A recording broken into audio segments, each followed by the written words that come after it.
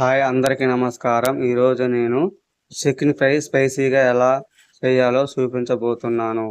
దయచేసి వీడియో మొత్తం చూడండి. వీడియో నచ్చితే లైక్ చేయండి, కామెంట్ చేయండి, సబ్స్క్రైబ్ చేసుకోండి. నేను అరకేజీ చికెన్ తీసుకొని అందులో నిమ్మరసం కొద్దిగా 1 చెంచా ఉప్పు వేసి శుభ్రంగా కడుక్కొని పక్కన పెట్టుకున్నాను.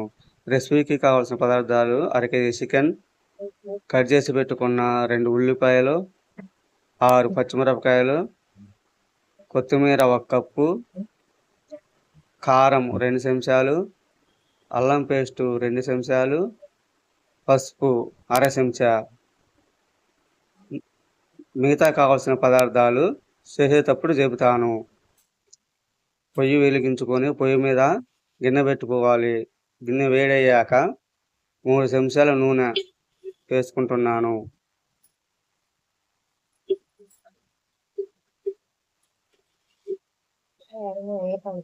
3 చెంచాలు నూనె వేసుకున్నాను. నూనె వేడయిందండి. నూనె వేడయ్యాక కట్ చేసి పెట్టుకున్న ఉల్లిపాయ ముక్కలు, పచ్చిమిరపకాయలు వేసుకున్నాను.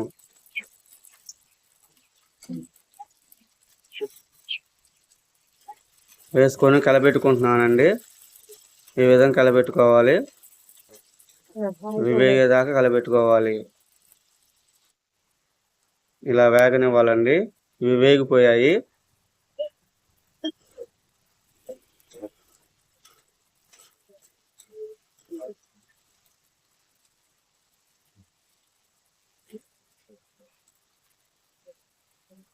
ఈ విధంగా వేగిన తర్వాతకి అందులో 2 చెంచాల అల్లం పేస్టు వేసుకోవాలి.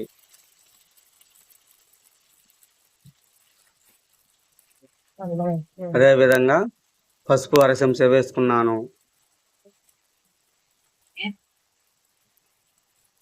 వేసుకున్న తర్వాత కలబెట్టుకుంటున్నానండి.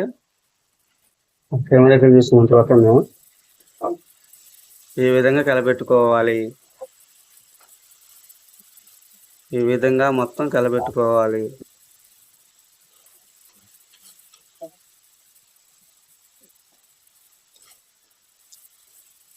అల్లం పేస్ట్ వేగేదాకా కలబెట్టుకోవాలండి. పచ్చివాసన పోయేదాకా కలబెట్టుకోవాలి.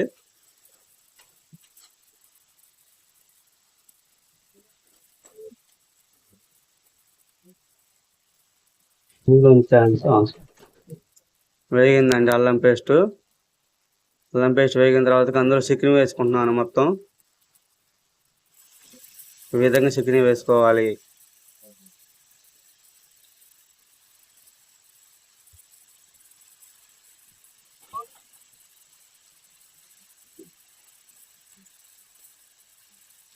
చికెన్ వేసుకున్న తర్వాత మొత్తం కలిపెట్టుకోవాలండి. మాడిపోకుండా మొత్తం కలిపెట్టుకోవాలి. నేను కొద్దిగా మంట ఎక్కువ పెట్టానండి. మీరు కొద్దిగా మంట తక్కువ పెట్టుకోవాలి.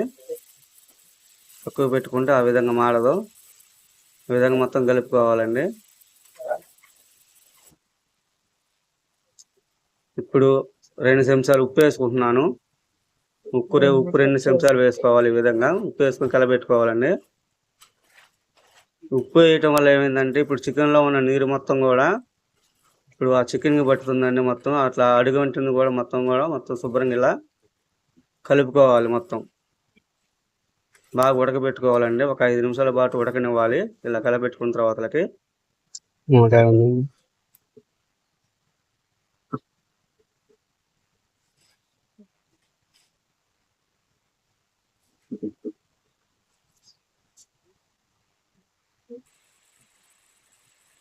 5 నిమిషాలు అయిపోయిందండి. ఇప్పుడు అందులో 2 చెంచాల కారం వేస్తున్నానండి. 2 చెంచాల కారం వేస్తున్నాను. కారం వేసిన తర్వాత కూడా కలబెట్టుకోవాలండి.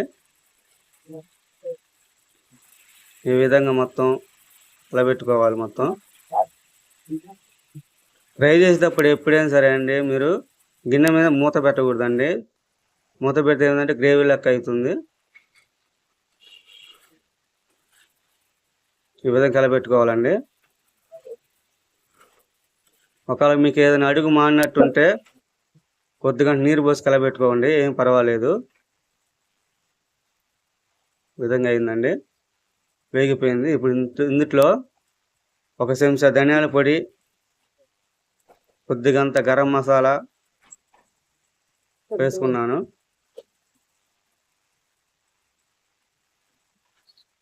వేసుకున్నానండి. వేసుకుని కలబెట్టుకోవాలండి.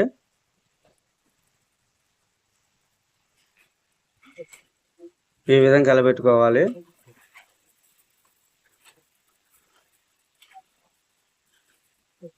చాలా బాగా వచ్చిందండి రెసిపీ, చాలా బాగా కుదిరింది ఫ్రై.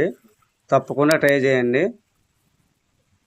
చూడండి, బాగా కుదిరింది ఫ్రై. చాలా స్పైసీగా ఉంటుందండి. దయచేసి ట్రై చేయండి. అందరూ వీడియో చూస్తున్నారు కానీ ఎవరు లైక్ చేయట్లేదండి, కామెంట్ చేయట్లేదు. దయచేసి వీడియో నచ్చినట్లయితే లైక్ చేయండి, కామెంట్ చేయండి, సబ్స్క్రైబ్ కంపల్సరీగా చేసుకోండి. వేసిన తర్వాత 5 నిమిషాలు వేగాక కొత్తిమీర వేసుకోవాలండి. ఈ విధంగా కొత్తిమీర వేసుకోవాలి. కొత్తిమీర వేసుకొని కలబెట్టుకోవాలండి ఈ విధంగా. అంతే అండి, చాలా సింపుల్గా తయారైపోయిందండి రెసిపీ. చూడండి, మీరే చూడండి ఎంత బాగా వచ్చిందో రెసిపీ.